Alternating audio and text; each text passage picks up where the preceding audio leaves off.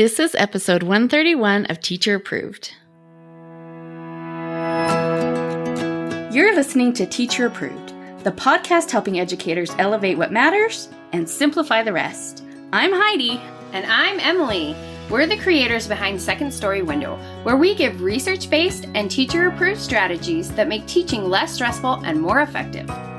You can check out the show notes and resources from each episode at secondstorywindow.net. We're so glad you're tuning in today. Let's get to the show. Hey there, thanks for joining us today. In today's episode, we've got some practical steps for prioritizing your to-do list and a teacher-approved tip for a little end-of-the-year fun. We start our episodes with a morning message, just like we used to do at morning meeting in our classrooms. This week's morning message is, which school lunches would you willingly eat as a teacher?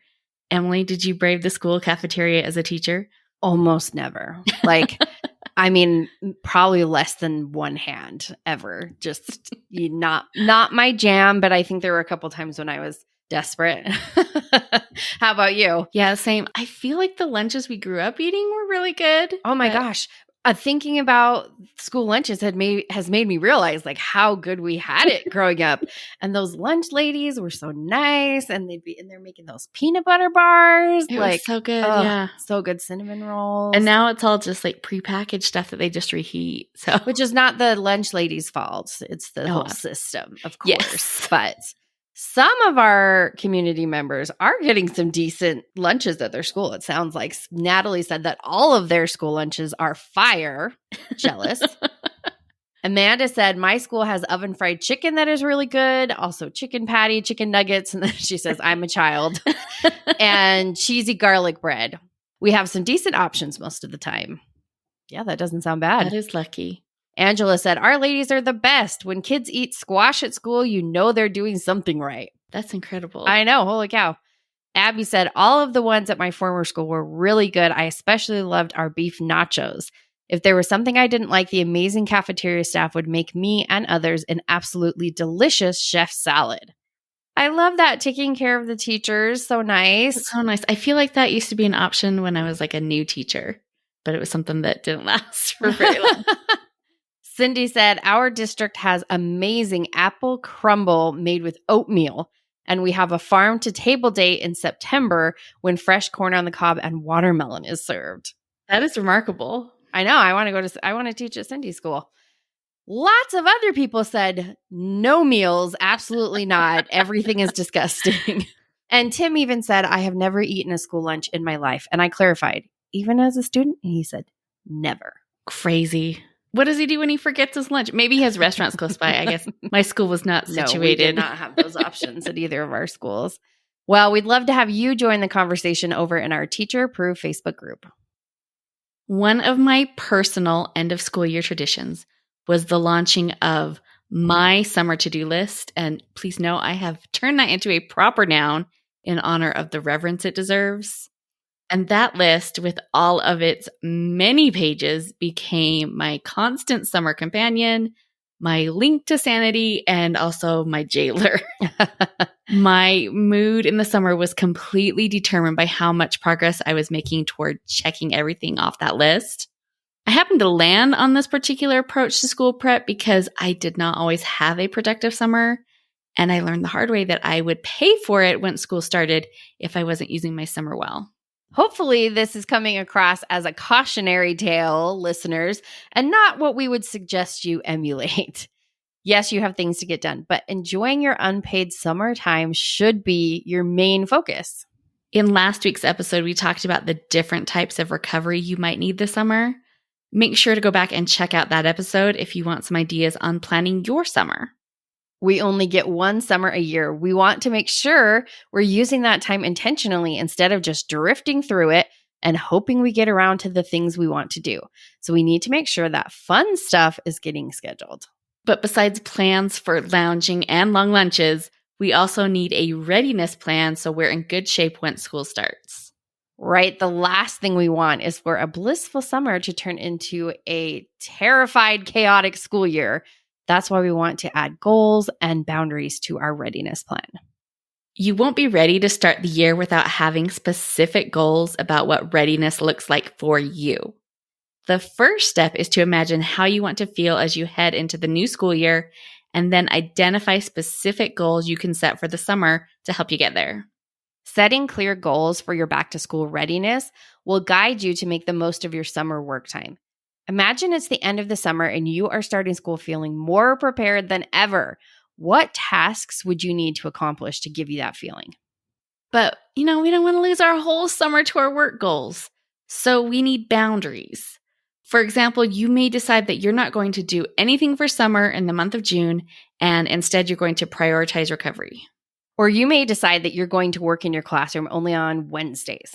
Setting clear boundaries about when, where, and how you will work on school-related tasks will prevent work life from overshadowing your beautiful summer life.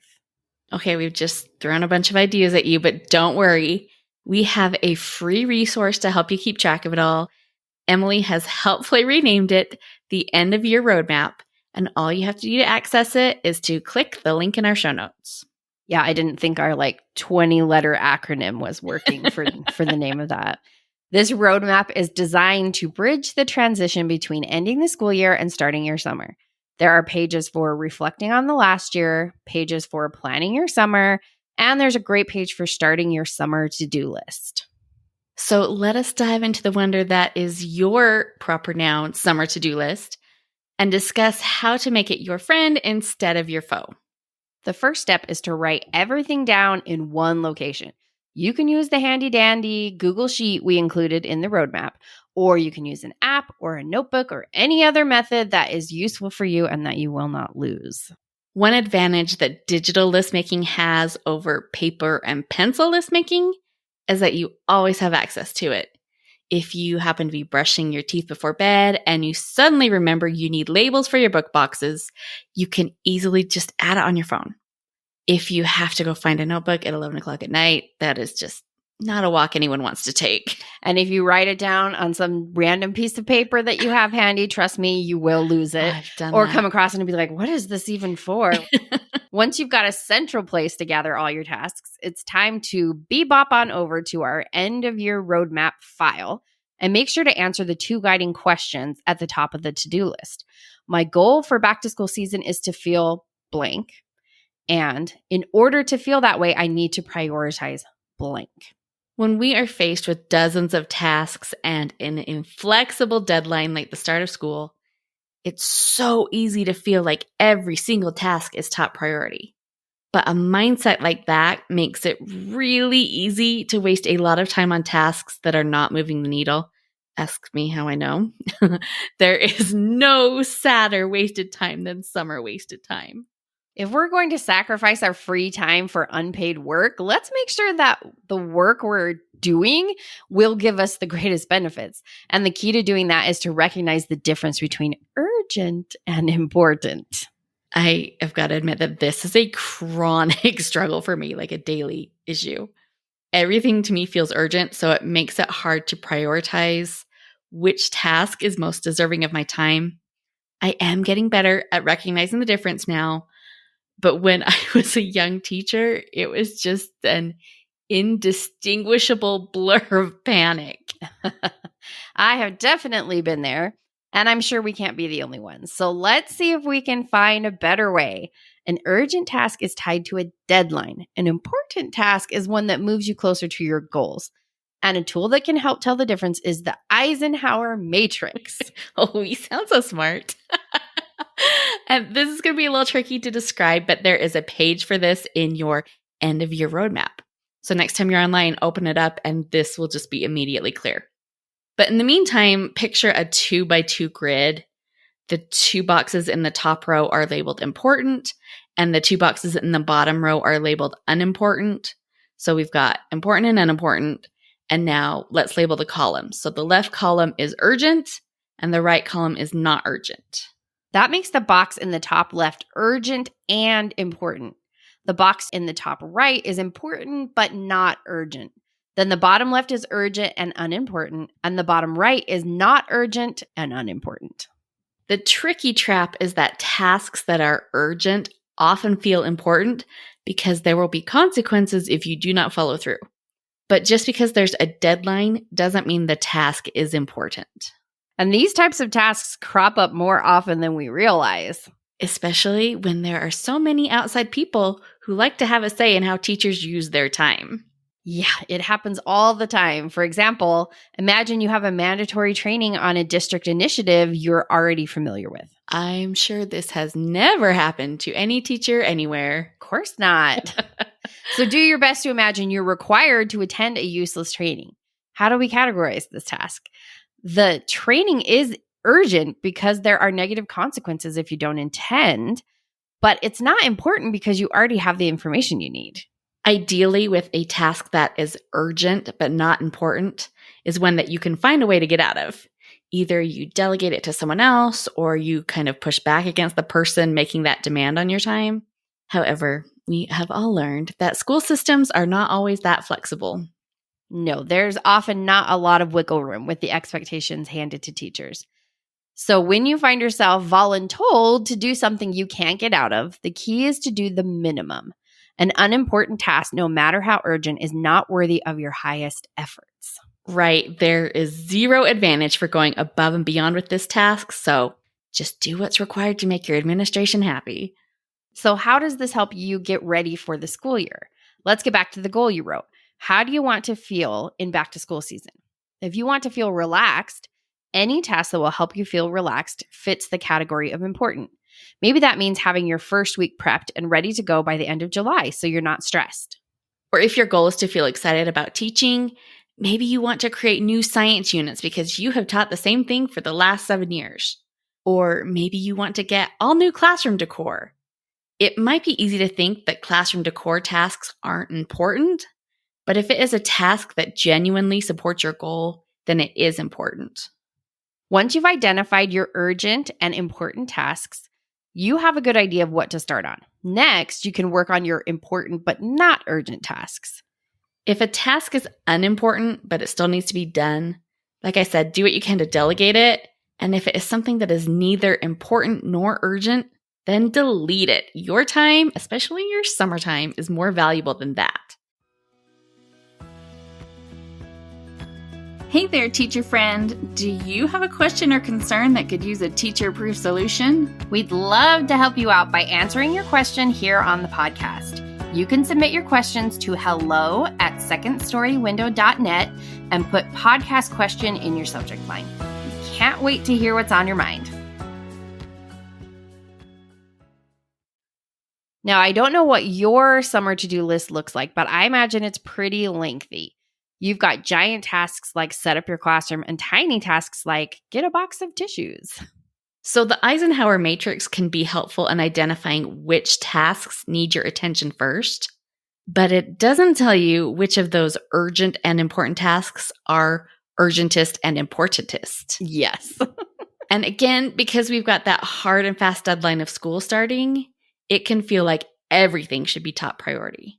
This is why having a clear goal is so important. We need a standard against which to judge our dozens of tasks. If my goal is to feel prepared, I might have urgent and important tasks like prepare for Meet the Teacher Night, get my classroom set up, and plan for the first day of school. So where do I start? Let's see what kind of impact each of those tasks has on my feeling prepared. Getting the class set up would probably be the most useful, but I can't control when my room gets cleaned and I don't want to wait around to do that first. And then by comparing Meet the Teacher Night and the first day of school, it's just a no-brainer. Feeling prepared means having the first day of school ready to go, so that's what I want to work on first. All right, so we used our goal to identify where we want to start. Now let's dial in and get clear on what we want to start with. Earlier in the episode, we mentioned that you need a central place to gather all your tasks. When you know where you want to start, in this case, I want to start with prepping the first day of school, I need to start listing every single task that will meet the goal. So to prepare for the first day of school, I need a daily schedule, 4 dozen sharpened pencils, and, about 200 other things. Turn off that little part of your brain that just started to panic. I promise we're going to make this manageable. After you've listed all the tasks, we're going back to our goal of feeling prepared. Which of those tasks is going to have the biggest impact on feeling prepared? For me, I am tempted to say that it is physically setting up my classroom. But again, we run into the barrier of not knowing when the room will be cleaned. And it was always my room last when I was the only one on the team in there working. You know what I mean? Yes. It's so frustrating. Please come clean my room. So let's consider all of the physical first day of school setup as a separate task. And let's just focus on what we can control right now, which is the planning. If planning is your top priority, the next step is to go through and identify any task that relates to planning. Circle them, star them, highlight them, do whatever you need to make them easy to pick out in your sea of tasks. If you are using the to-do list in our end-of-year roadmap, we have included a handy feature. For each task, there are 2 drop-down menus. Use the first menu to mark all of the tasks on your list that support your biggest goal. So if my biggest goal is to get my planning done, I want to start with making a schedule. So I'm going down my list and I am marking any schedule-related tasks with the letter A. So next to find out what time second grade lunch is this year, I mark A. And when I do that, something fun happens, and I was really proud of this feature. The whole row turns red. Ooh. So any task I mark with an A as my top priority turns red. So then I can easily see what I need to be focused on. Once you've identified all your top priority A tasks, you need to decide which of those tasks should be done first. That's where the second column comes in handy. Assign each of those A tasks a number. Top priority must do first task is A1. Important, but I'll get to it in a bit, is A12. If you are someone who would like to start back to school season feeling prepared, calm, and ready to take on the new year, we have good news for you. Very shortly, we are launching a brand new course so that you can still prep for school without having to be chained to your computer all summer. We designed this as an audio course so you can listen while you're hiking or lounging at the pool. If you want to be the first to know when we open the course so that you can make sure you have a seat, head to secondstorywindow.net/waitlist. In this course, we'll walk you through everything you need to do to set your intentions, identify your priorities, create systems, and actually get things done so you can meet all of your back-to-school goals and keep your sanity.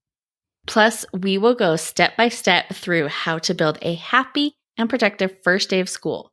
So we have already done all the priority ranking for you so you can get started on getting things done. Actually getting things done is indisputably the trickiest part of having a to-do list. So how do we make sure that happens? This could probably be an episode on its own, but here are some quick suggestions. First, go back to your readiness goals. What work boundaries did you set? Do what you can to ensure that you're following through with the work time you've scheduled. Then plan your work time around your top priority tasks. So you're making sure that the tasks that will have the greatest impact are the ones that are actually getting done. Second, manage your energy, not your time. We all have 24 hours in a day, but not every hour in a day is equal. If you have the most energy in the morning, do what you can to schedule work time in the morning. If you're a night owl like us, do what you can in the evenings. Third, try batching similar tasks. We talked about this in episode 128, but as a refresher, batching is when you group similar tasks together. So if you're already making copies for the first day of school, why not also make your copies for Meet the Teacher Night and your first week of math lessons? Batching might mean that you're doing some of your non-urgent tasks alongside your urgent tasks, and that's okay. The point of prioritizing your to-do list is to be more efficient, and batching any similar tasks is boosting your efficiency. Another tip is to kiss your frog. Our mom used to say that if you know you're going to have to kiss a frog, just kiss it and get it over with. And in this case, kissing a frog is not about finding a prince, but about getting a dreaded task out of the way. If there is an unpleasant task looming in your future, just do what you can to tackle it now. This tip is not so much about efficiency as it is about keeping your morale up. It's much easier to be productive if you're not fighting the knot of dread in your stomach. And our last tip for getting things done is to be realistic. Even if you spent every day at school, you just could not get everything done. So be realistic with what you are expecting of yourself. That's why prioritizing your tasks is so important. If you can check off the most valuable tasks, you know that you are starting the school year from a place of strength even if some of your non-urgent tasks are left unfinished. Make sure you check out the link in the show notes to access our free end-of-year roadmap.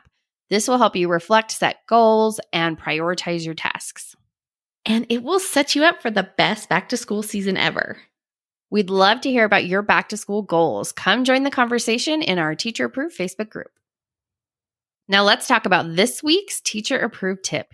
Each week, we leave you with a small, actionable tip that you can apply in your classroom today. This week's Teacher Approved tip is make an end-of-year playlist. Tell us about this, Heidi. I would love to.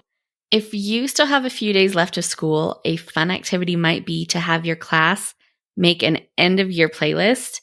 You can have your kids submit songs that relate to the past year and write why they think that that song deserves to be added to the playlist. Just make sure you listen to everything before you add it. Yes. Then you will have the perfect background music as, everyone's cleaning out their desks or you're finishing up the last of your projects. It just can be a happy little memory time. I love that. To wrap up the show, we are sharing what we're giving extra credit to this week. Emily, what gets your extra credit? I'm giving extra credit to the book Funny Story by Emily Henry. And it does seem a little silly to give extra credit to an Emily Henry book because if you're into that kind of book, you probably already know about it. I have a confession. I've never actually read an Emily Henry book. I am shooketh. I'm sorry you can't see Emily's face because she about fell off her chair. I know it's not been intentional. It just has not happened. I don't know what my problem is. Well, you should either start with this one or Book Lovers. Those are my two favorite of all of hers. I think I've seen a lot of people say that with both of them. So I'm glad this new one ranks so high, though. Yes, I think this one is worth picking up. It's difficult to sum up the plot of this book, but I'll tell you what the summary says about how it starts. Daphne has always loved the way her fiancé Peter told their story, how they met on a blustery day, fell in love over an errant hat, and moved back to his lakeside hometown to begin their life together. He really was good at telling it. Right up until the moment he realized he was actually in love with his childhood best friend, Petra. No. And then we follow Daphne's journey to figuring out her life after that, which happens to involve Petra's ex-boyfriend, Miles. So add it to your summer reading list if you haven't read it yet. I really enjoyed it. Okay, well, maybe I'll have to have the summer of Emily Henry. Yeah, since you haven't read any, there's like 5, so that would be fun. Okay, Heidi, what are you giving extra credit to? I'm giving extra credit to the sun, of course. So as someone with freckles, the sun and I have not always been on good terms. But getting the Northern Light show we got the other night was a real treat. And I appreciate the sun's efforts in making that possible. So Emily and I were lucky enough to get to go out by the shores of the Great Salt Lake, and we had a beautiful view. The mosquitoes were calm, so that was an extra treat. Yes, we were very lucky that night, and my kids were chill. It was very enjoyable. Yeah, it was fun. It was a lot of fun. It was a good memory. So hopefully the lights were visible where you live. But if you missed it in person, I am sure your Instagram feed is full of everyone else's hazy purple photos. So you can feel like you were there. If not, we'd be happy to show you ours. And we were all watching it on our phones. So really, you are getting the same experience. You need the phone or the camera to really be able to see the lights either way. So that's it for today's episode. As you get started on your summer to-do list, don't forget to prioritize your most important tasks first and try this week's Teacher Approved tip for making an end-of-the-year playlist. And don't forget to grab our end-of-year roadmap for free. The link is in our show notes. And sign up for the back-to-school course waitlist at secondstorywindow.net/waitlist. We hope you enjoyed this episode of Teacher Approved. I'm Heidi. And I'm Emily. Thank you for listening. Be sure to follow or subscribe in your podcast apps so that you never miss an episode. You can connect with us and other teachers in the Teacher Approved Facebook group. We'll see you here next week. Bye for now. Bye.